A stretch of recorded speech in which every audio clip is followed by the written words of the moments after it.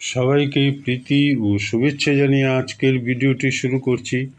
আজকের ভিডিওটি রাসবিহারী সাভারকর নেতাজি সুভাষ বসুর সমন্বয়ে যে আজাদ হিন্দ ফৌজ গড়ে উঠেছিল তার জন্যই ব্রিটিশকে ভারত ছাড়তে হয়েছে, গান্ধীজির অহিংস আন্দোলনের জন্য নয়। ভারতবর্ষ স্বাধীন হবার পর ভারতবর্ষের ইতিহাসকে বিকৃত করেছে নেহরু বামপন্থীরা। তাদের ভূমিকা স্বাধীনতা আন্দোলনে সঠিক ছিল কিনা তাও সন্দেহজনক। সাবস্ক্রাইব করুন, মোটিভেশন বাড়ান। 1944 সালে দ্বিতীয় বিশ্বযুদ্ধের সময় ভারতকে স্বাধীন করতে নেতাজির নেতৃত্বে আজাদ হিন্দ ফৌজ ইম্ফলে প্রায় 5 মাস যুদ্ধ করেছিল। কোহিমায় লড়াই করেছিল 3 মাস ধরে। এই যুদ্ধে আজাদ হিন্দ ফৌজের পক্ষে প্রাণহানি ও নিখোঁজের সংখ্যা ছিল 53,000। ব্রিটিশ সেনা মারা যায় 17,000। 100 জন বিশিষ্ট ঐতিহাসিকের সভায় লন্ডনে রয়্যাল হিস্টোরিক্যাল সোসাইটির ফেলো ডক্টর রবার্ট লাইম্যান এই কথাগুলো বলেন। তিনি আরও বলেন, ওয়াটারলুর যুদ্ধ থেকেও শ্রেষ্ঠ লড়াই ছিল ইম্ফল কোহিমার লড়াই। ব্রিটিশ সেনাবাহিনী এই যুদ্ধকে পূর্ব স্টালিনগ্রাদ নামে অভিহিত করেছেন। আমাদের দুর্ভাগ্য, ভারতের স্বাধীনতা ইতিহাসে আজাদ হিন্দ ফৌজের এই যুদ্ধকে কোনো স্থান দেওয়া হয়নি। 1947 সালে ভারত স্বাধীন হলে এই স্বাধীনতার মূলে রয়েছে নেতাজির নেতৃত্বে আজাদ হিন্দ ফৌজ এর এই বীরত্বপূর্ণ যুদ্ধ। এই যুদ্ধের পেছনে রয়েছে আরও 2 জন মানুষের লড়াই। রাসবিহারী বসু, বীর সাভারকর। আমাদের দেশের স্বাধীনতা সংগ্রামে তাদের নাম স্বর্ণাক্ষরে লেখা রয়েছে। রাসবিহারী বসুর একটি লেখা 100 years of forest research institute, Dehradun, 1906, 2006 শুভিনির।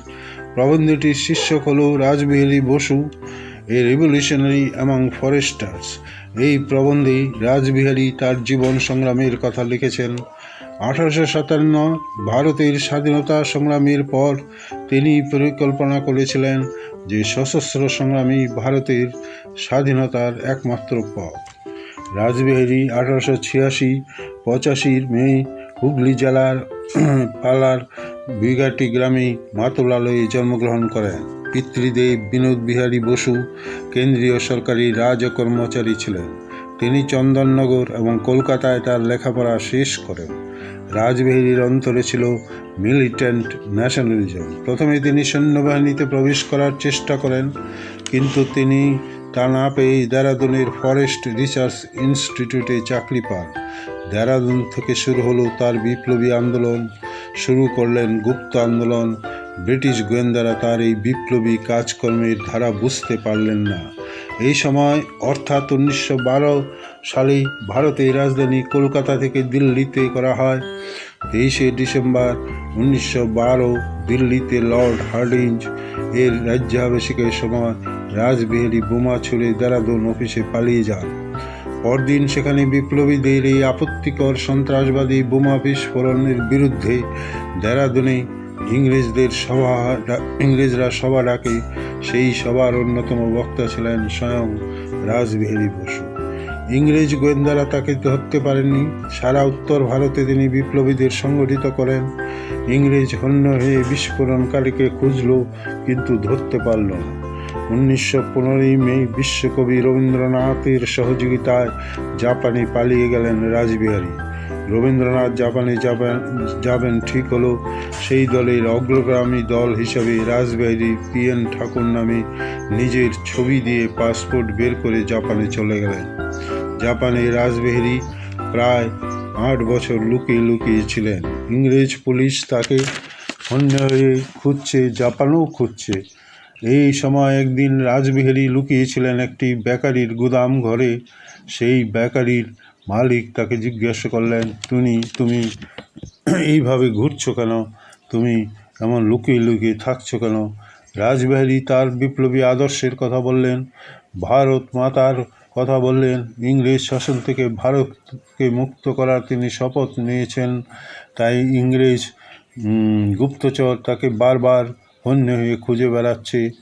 সেই বেকারির মালিক তাকে বললেন, কোনো জাপানি মেয়েকে বিয়ে করো, তাহলে জাপানি নাগরিকত্ব পাবে, তখন আর কোনো কষ্ট হবে না।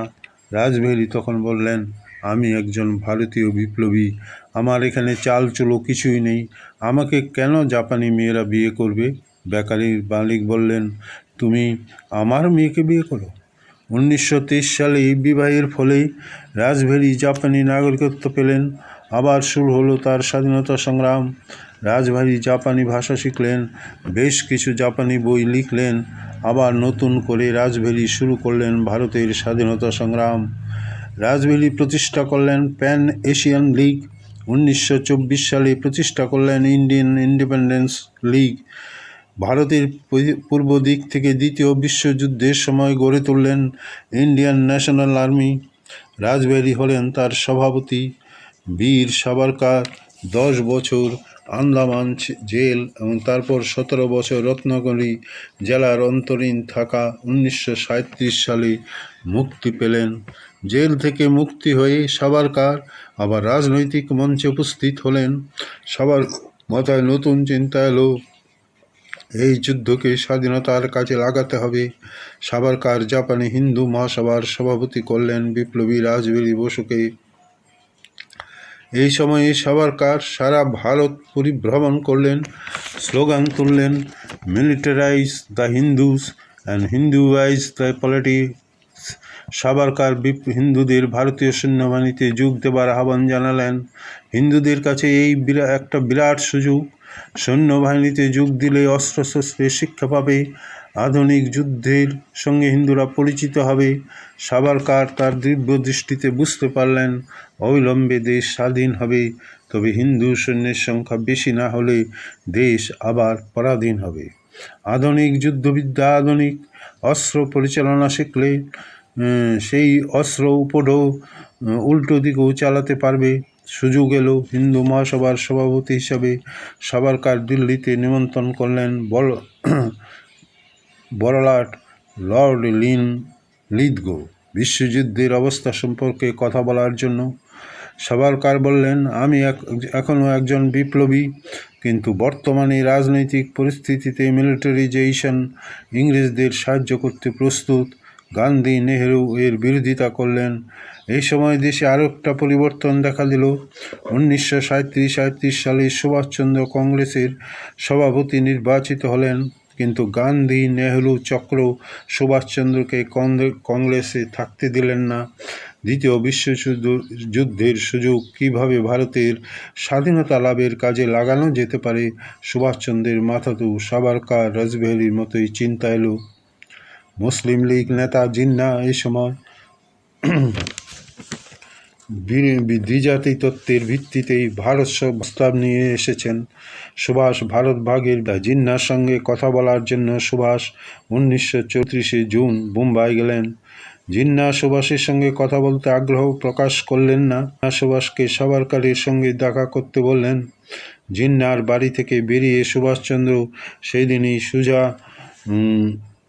বোম্বের সাভারকার সদনে উপস্থিত হলেন।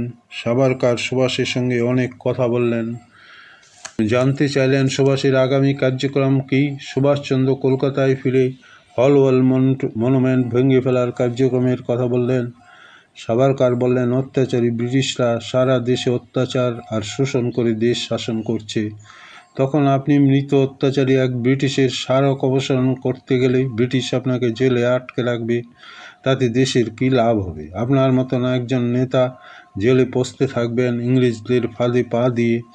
দ্বিতীয় বিশ্বযুদ্ধ শুরু হয়েছে, এই সুযোগ ছাড়লে চলবে না।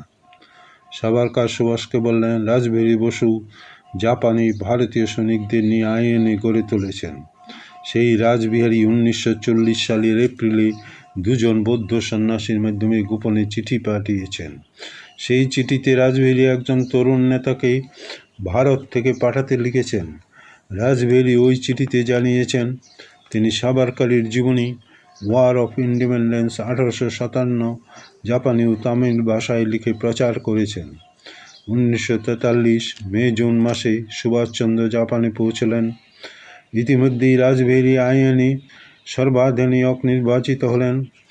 সাউথ ইস্ট এশিয়ার স্বাধীনতা সংগ্রামীদের সম্মেলনে সুভাষচন্দ্র জাপানে পৌঁছবার পর রাসবিহারী সুভাষকে আইনের সর্বময় কর্তা ঘোষণা করলেন।